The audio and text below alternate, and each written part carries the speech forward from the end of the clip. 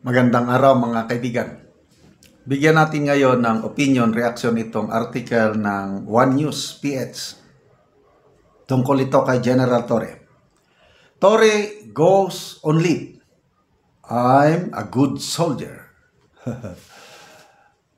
Diba may kanta na, I am a soldier away from home. Lonely, I'm Mr. Lonely. I have nobody beside from you. So, goes on leave na ngayon. Sumusweldo, 4-star general.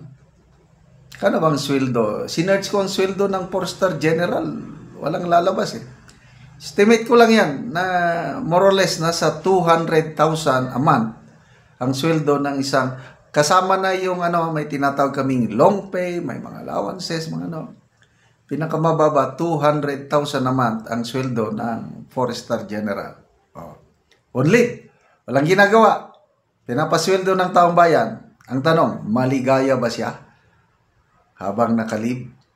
Okay, so as about his possible new appointment, yung bagong posisyon, General Nicholas Torre III said, let's just wait for the official announcement, if there will be any. It's like putting the cart before the horse, sabi niya.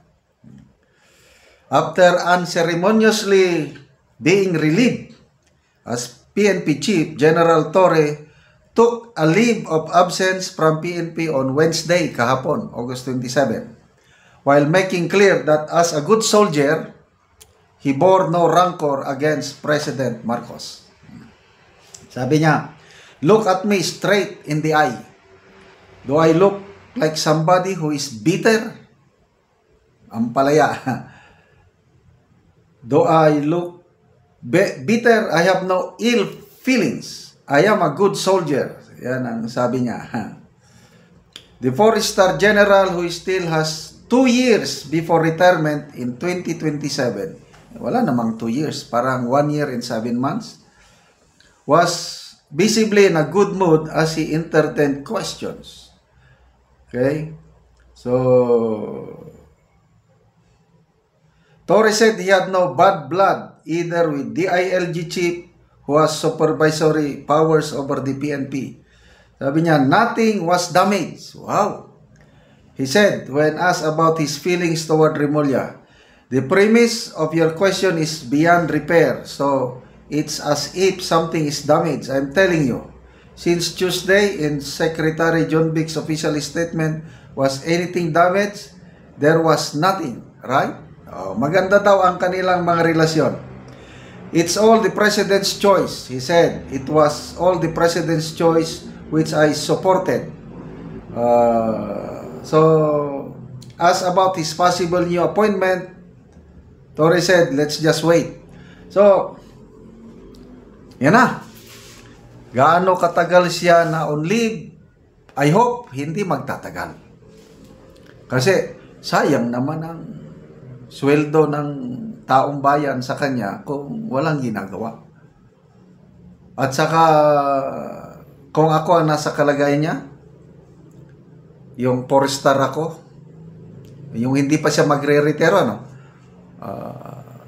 hintayin niya ang kanyang mandatory retirement on 2027. Matagal pa yan, 1 year and 7 months. Hindi rin ako maligaya yung ganun. Walang ginagawa. So, sumusweldo, pasyal-pasyal lang. To me, walang challenge yung ganun. Ang gusto ko, yung nagtatrabaho.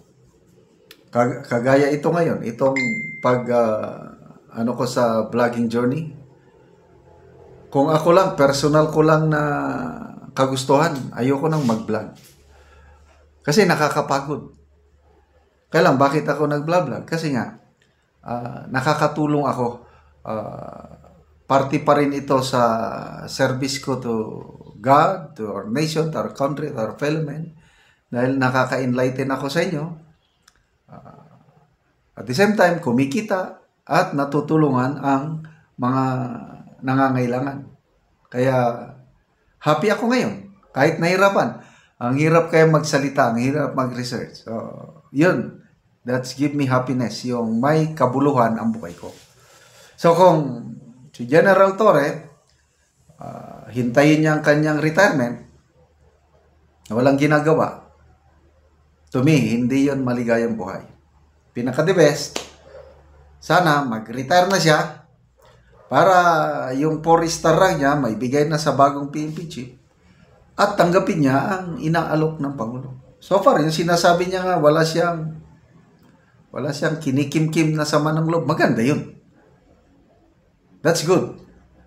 Sport lang. Kasi nga, tinanggal siya dahil ayaw niyang sumunod sa resolution or utos ng Napolcom. O, ngayon, tinanggal siya. Prerogative lahat yan ng Pangulo. So, sana tinanggap na niya ang kanyang kapalaran and move on. Move on. Move on at ano kaya yung posisyon? Sinasabi na anti-corruption campaign. Wow. Sana ibabalik yung Presidential Anti-Corruption Commission na dinisolve ng Pangulo Marcos pag upo niya. So, ibabalik yon. Si General Torre ang maging chairman. Wow! Makakatulong pa siya sa taong bayan kasi nga pinakamalaking problema natin ngayon is corruption. Lalo na yung nangyayari ngayon sa DPWH. Kailangan natin ng bastonero. Yung kinakatakutan, yung walang sinasanto. Kung hindi niya sinanto ang ating Tatay Digong, hinuli niya, inaresto niya, pinadala doon, na bagay na hindi natin makakalimutan, correct? Ako, masama ang loob ko doon. Kaya lang, wala na tayong magawa dahil nangyari na. So ito, yung pagiging matapang ni General Torre, gagamitin niya ngayon ang kalaban niya, ang tunay na kalaban ng taong bayan na itong mga kurakot. So, General Torre, good luck sa desisyon mo. Sana tanggapin mo ang alok ng Pangulong Marcos na panguluhan mo ang isang importanteng trabaho para kaladkarin, imbestigahan, kasuhan ang mga nangungurakot pera ng taong bayan, lalo na sa flood control projects. So, good luck. Okay, mga kaibigan, salamat sa inyong pagsubaybay sa ating channel. Nakakatulong kayo ng malaki sa tribong Talandig ng Bukidnon. Excuse me. Ang sweldo natin sa channel na ito, pantulong sa tribo. Namimigay tayo ng livelihood assistance sa kanila. Nagpapatanim ng saging lakatan at Arabica coffee. Panoorin niyo ang video na ito. So karon na ako diri sa area ni Kuya kay mag-abono siya kay ang kape nag-isa na kabulan karong adlaw. So makita gid nato nga nindot tayo ang kape nga abonohan na karon. So 26 ni sila ka pamilya ang nananom og kape. So mag-abono na si Kuya. May buntag Kuya. Buntag. So unsa imong giabono diya Kuya? So urea ni og kuan kaning Complete. Kay angay gyud natong sundon. Tungod sa kape kay nalimtan na ako So ang kuan. estimate ni Kuya kay gidaanan niya estimate ang isa ka kutsara sa iyang kamot.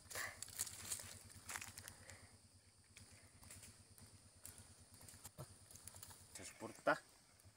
So Daghang salamat pud sa Ginoo nga mo'y nagbendisyon nga nay hinabang nga moabot nga pang-alalay nga negosyo ano, para sa estudyante.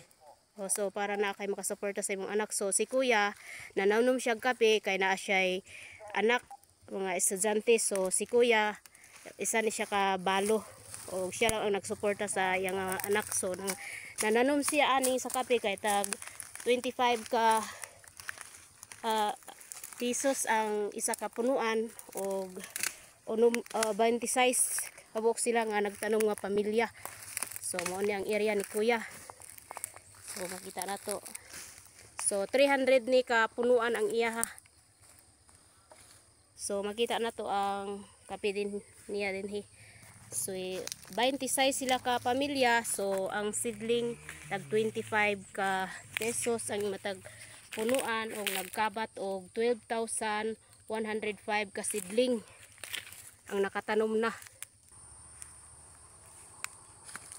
So dako gid kayong pasalamat ni kuya nga nakapananom na siya sa iyang kape aron na siya makasuporta sa iyang mga anak.